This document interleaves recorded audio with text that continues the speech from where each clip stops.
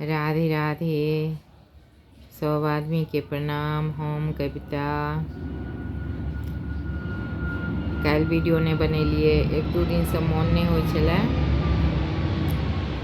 Video तीडियो बनबे के। पता नहीं, मन स्थिति कुछ इस प्रकार होती है जो कभी कभी कुछ नहीं करने का मन करेगा। आपका मन स्थिति इस प्रकार होती है।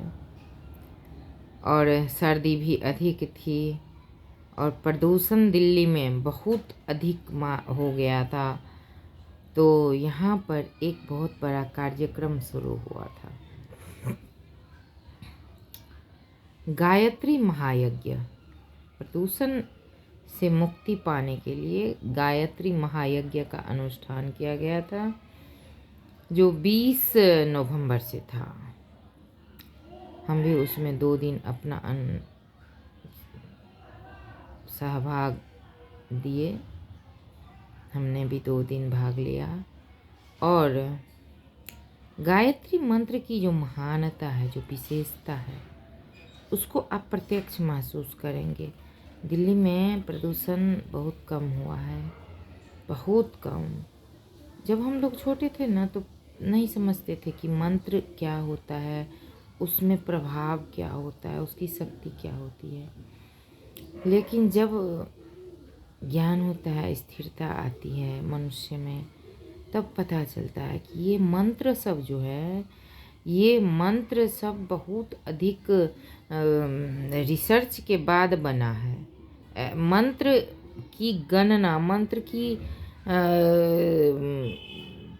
जो लिपि, जो पद्धति है, उस मंत्र, एक एक मंत्र को बनाने में बहुत रिसर्च हुआ है। और मंत्र, इसलिए मंत्र का बहुत अधिक प्रभाव है। पहले नहीं समझते थे, पर अब उसका समझ है, आ रहा है धीरे धीरे। मंत्र बहुत शक्तिशाली होता है और मंत्र में मानसिक प्रक्रिया होती है। मंत्र से गायत्री मंत्र का 251 कुंड का यज्ञ हुआ था, जिसमें हमने भी 2 दिन भाग लिया, हवन किया। और वो हवन भी एक अलौकिक हवन था, जिसमें हर कुंड में 5 दिए प्रज्वलित थे।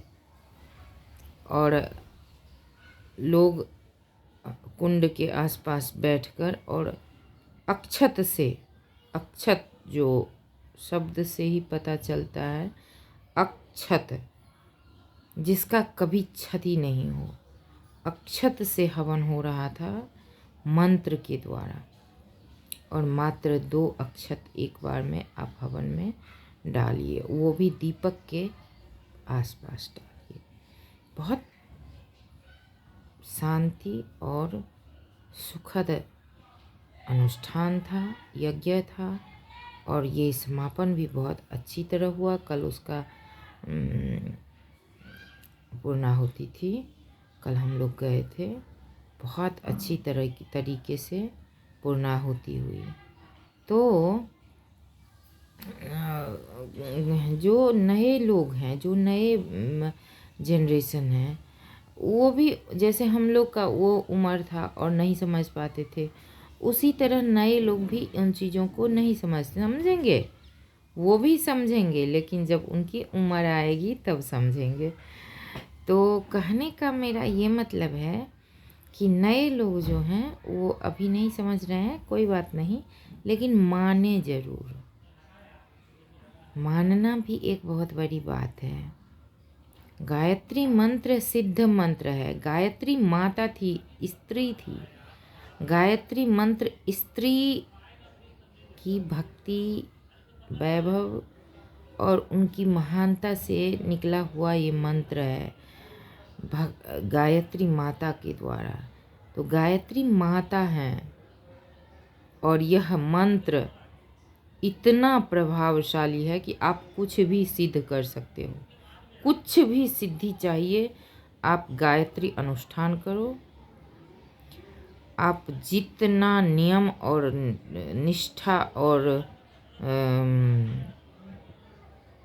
मर्यादा से करोगे, उतना ही उसका लाभ मिलता है। और ये सत्य है। ये जैसे आप कोई भी काम करते हो तो उसका फल, ये कपड़ा काट के सिलाई किए तो वो ड्रेस बन गया, ऐसा ही गायत्री मंत्र है। आप जिस किसी चीज़ के लिए अनुष्ठान करेंगे वो सिद्ध होना ही है। हाँ, बशर्ते ये कि वो कितनी मर्यादा से, कितनी नियम से और कितनी आस्था के साथ किया जा रहा है। गायत्री मंत्र बिना आचमन किए और बिना अग्नि प्रज्वलित किए इस मंत्र को जपना भी निषेध है। गायत्री मंत्र में ऐसा है कि शब्द का उच्चारण जोर से नहीं किया जाता है। पहले तो था कि आवाज़ भी नहीं होनी चाहिए, लेकिन समय के साथ परिवर्तन मध्यम गति से, मध्यम गति में गायत्री मंत्र का उच्चारण कर सकते हैं। और हवन अगर आप अपने घर में कर रहे हैं तो उसमें आवाज़ नहीं करना ही अच्छा है। मन में मंत्र को उच्चारण करते हुए हवन करें।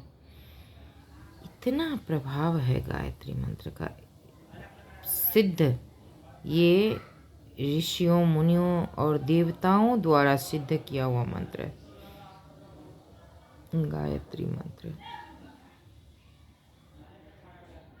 बहुत बहुत प्रसन्नता हुई, बहुत अच्छा लगा और बहुत महसूस, एक अलौकिकता का वातावरण था वहाँ, एक पवित्रता, एक पॉजिटिविटी का वातावरण था। बहुत वहाँ अंगदान का भी कुछ प्रसंग हुआ कि अंगदान करना चाहिए। अगर आपका शरीर जिंदा है और प्राण निकल गए हैं शरीर को छोड़कर, अचानक अकस्मात कभी कभी मृत्यु हो जाती है, लेकिन शरीर के पार्ट्स कामयाब रहते हैं तो ऐसे में शरीर के पार्ट्स को अगर आप दान कर दिए तो कई लोग उससे लाभान्वित होते हैं, उनकी ज़िंदगी बच जाती है, उनका संसार चलता रहता है। तो इसलिए अगर वहाँ पे ये भी कहा गया कि अपने शरीर के अंग को अगर अकस्मात किसी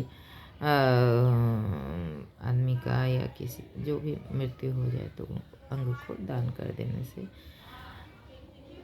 इसका लाभ जो है उसका कोई कंपैरिजन नहीं है, मतलब कि कोई तुलना नहीं है। वहाँ ये भी कहा गया था कि कुछ लोगों में भ्रांतियाँ हैं कि अंग दान करने से पुनः जब जीवन मिलता है, पुनः जब शरीर मिलता है तो वो अंग नहीं मिलता।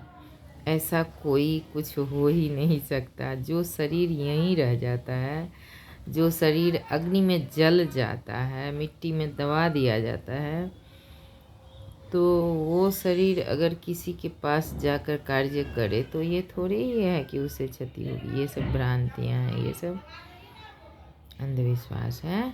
और दान, दान कितना कोई करेगा, कितना कोई करेगा। अंगदान, अंगदान से अधिक तो कुछ हो ही नहीं सकता अगर लोग समझ लें, मान लें तो ये भी वहाँ पे कहा गया था।